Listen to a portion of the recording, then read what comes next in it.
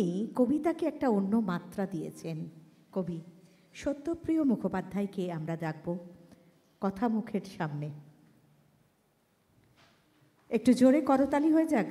কবিরা এভাবে ভিন্ন মাত্রায় যখন পরিচিত হয় তখন আমাদের সত্যি খুব ভালো লাগে। আমি দুটো কবিতা পড়ছি। দেখুন, কবিতা দুটো আমি কিছুদিনের মধ্যে লিখিনি, কিন্তু আমি অত্যন্ত দুঃখের সঙ্গে কবিতা দুটো পড়ছি। আমি চাই আমার এই ধরনের কবিতাগুলো বাতিল হয়ে যাক, কিন্তু আজও পর্যন্ত কবিতাগুলো আমার বাতিল হচ্ছে না। এই দুঃখ নিয়েই আপনাদের সামনে আমি দুটো কবিতা পড়ব। প্রথম কবিতা অন্ধতা।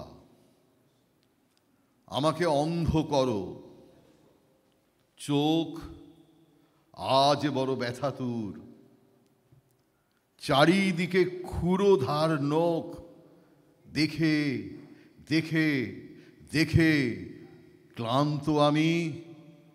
আজ যেন মনে হয় অন্ধতা দৃষ্টির চেয়ে দামি। আমার দ্বিতীয় কবিতা সংবেদ।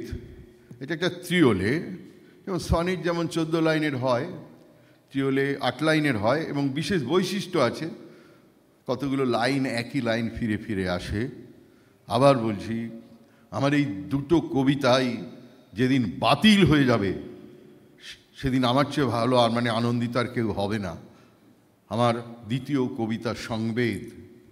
কার আলমারি ভরে আছে কঙ্কালে, তাজা সংবেদ ছড়িয়েছে হটমেল, গুজবের তিল পরিণত হয় তালে। কার আলমারি ভরে আছে কঙ্কালে, ঈশ্বর কাবু পলিটিক্সের চালে, চোর চমকায় সাধু খেটে মরে জেল।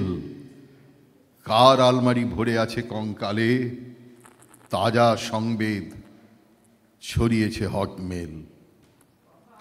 খুব সুন্দর কবি পরিমল।